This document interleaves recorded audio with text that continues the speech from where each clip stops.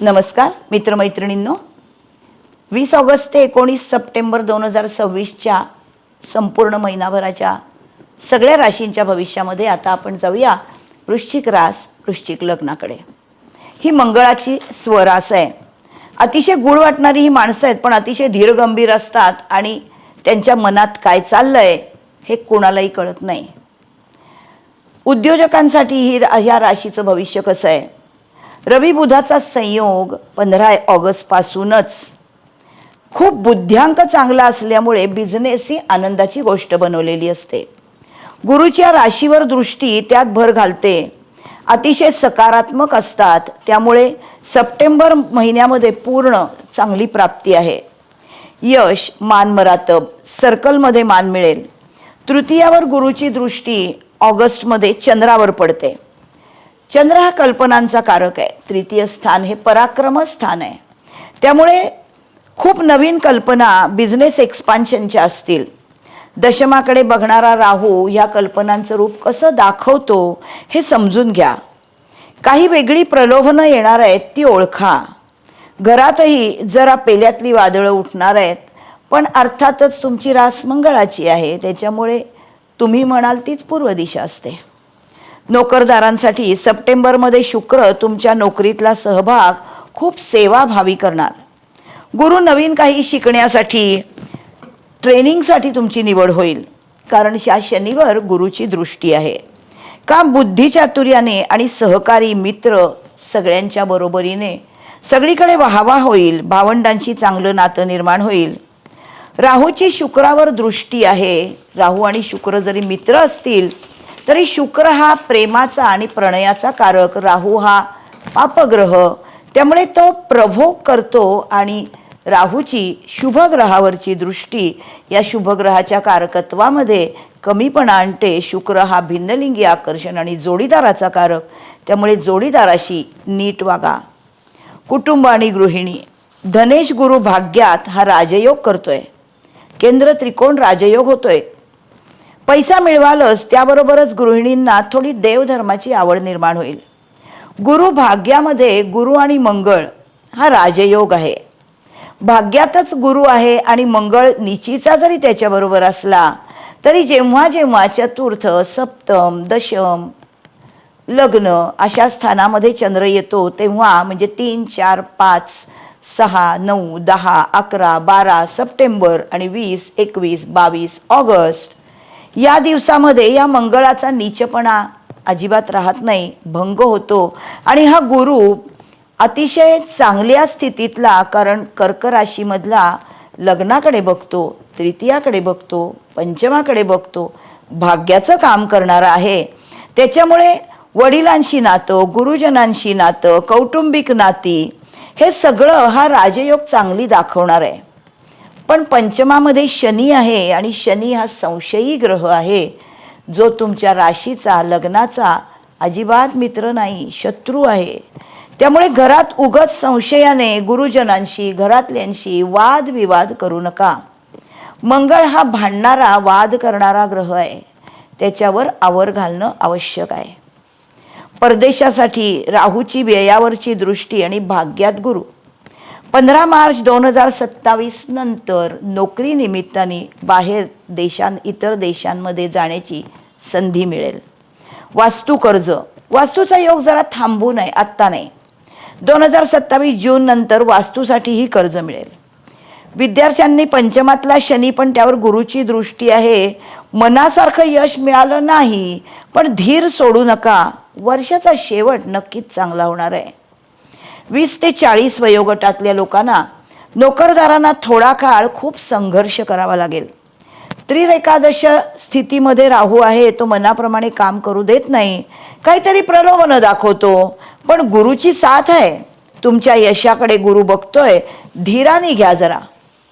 40 ते 60 वयोगटातल्या लोकांना बुधादित्य योग झालाय दशमामध्ये, त्यामुळे खूप बुद्धिचातुर्याने कामामध्ये यश मिळवणारात। केतू बसलाय दशमामध्येच, त्याच्यामुळे या सगळ्यामध्ये बरोबरीने रवी पण आला। रवीच्या राशीत केतू, त्याच्याबरोबर रवी, हा फार सुंदर योग आहे। दशमामध्ये हे अर्थत्रिकोण जसं आहे तसा हा दशमस्थान हे उदित गोलार्धातलं स्थान आहे. त्याच्यामुळे कामातलं समाधान आणि कामामधून दुसऱ्यांसाठी मदत हे केलंच जातं. ही रवीची रास आहे. रवी हा सूर्यप्रकाश, सगळ्यांचा रवी हा बाप आहे. त्याच्यामुळे 10वा केतू तुम्हाला गुंतू नको असं दाखवतोय. हळूहळू स्वतःच्या प्रगतीकडे लक्ष देऊया असं आता तुम्हाला वाटू लागलंय. स्वतःची प्रगती म्हणजे अर्थत्रिकोणातली नव्हे, आपली स्वतःची प्रगती. आपण स्वतः कोण आहोत हे बघावं, कारण ही मुळात गूढ गोष्टीच्या स्थानातली रास आहे. गूढ ज्ञानाची तुम्हाला आवड आहे. राहू बदलला की पुन्हा कामात काय नवीन आहे याच्यामध्ये खूप इन्व्हॉल्व्ह व्हाल.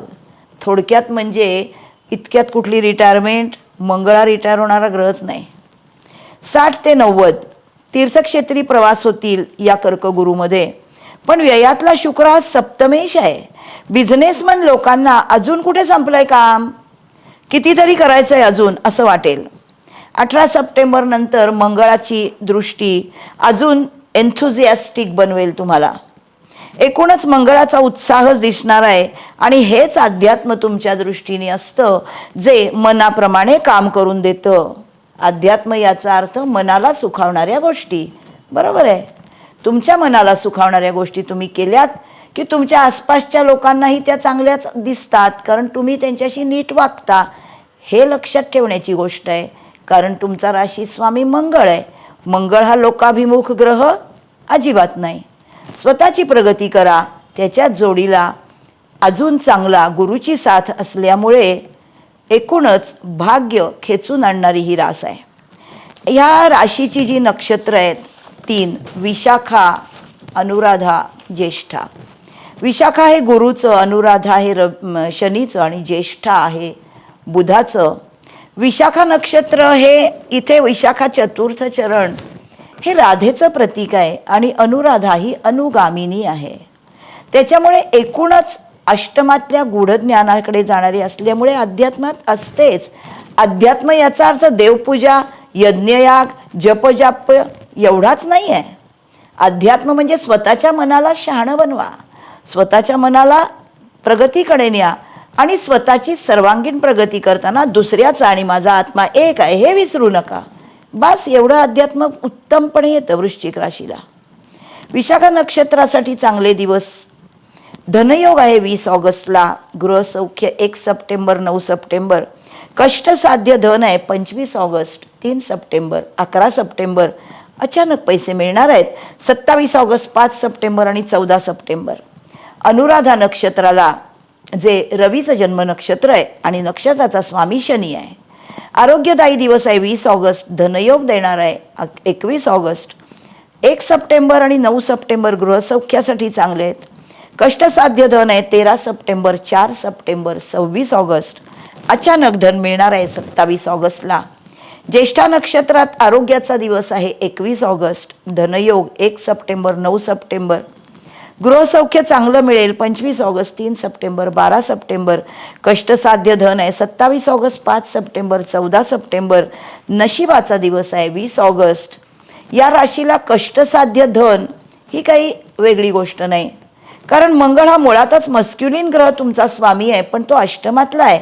त्यामुळे आपण काय करतो, आपण किती कष्ट घेतो हे दुसऱ्यांना सांगणं हा यांचा स्वभाव नाही. पण हे सगळं कष्ट करून तुम्हाला पैसे मिळण्याचे दिवस आहेत, धनयोगाचे दिवस आहेत. तब्येत चांगली ठेवा, तब्येत चांगली ठेवा ही गोष्ट मात्र विसरायची नाही. शुक्राची षष्ठावर दृष्टी 2 सप्टेंबरपासून आहे. तिथे चंद्र पण आहे 1, 2, 3 सप्टेंबर. त्यामुळे तुमच्या पचनसंस्थेतल्या सिक्रिशन्सवर लक्ष ठेवावं लागेल. जो राहू आहे चतुर्थामधला, हा राहू अचानक घरामध्ये थोडा मनस्वास्थ्य घालवू शकतो, कारण तो मित्र नाही आहे तुमच्या राशीचा. अर्थात कशाला घाबरणारी तुमची रासच नाही, मंगळाची रास आहे, डिफेन्सिव्ह रास आहे. त्याच्यामुळे थोडंफार आंबटगोड आयुष्यात असल्याशिवाय मजा काय ना आयुष्याला. सगळंच जर छान छान असेल तर त्याचा काय उपयोग, तुम्हाला काम कधी करायला मिळणार. त्यामुळे महिना छान जाणार आहे, नो डाऊट. माझं भविष्य तुम्हाला कसं वाटलं सांगा. माझा चॅनल सबस्क्राईब करा. वृश्चिक राशीसंबंधी अनेक वेगवेगळ्या गोष्टी माझ्या चॅनलवरती व्हिडिओमधून मी सांगितल्या आहेत, त्या जरूर बघा. तुम्हाला शिकायचं असेल तर माझ्या क्लासला या. माझा मेल ID दिलेला आहे. माझ्या चॅनलवरती तुमच्या प्रत्येक व्हिडिओवर येणाऱ्या कॉमेंट्स मला अतिशय आवडतात. त्या मला वाचायच्या आहेत, त्यामुळे त्या कॉमेंट्स करा, लाईक करा. पुढच्या राशीकडे जाऊया. तोपर्यंत बाय बाय.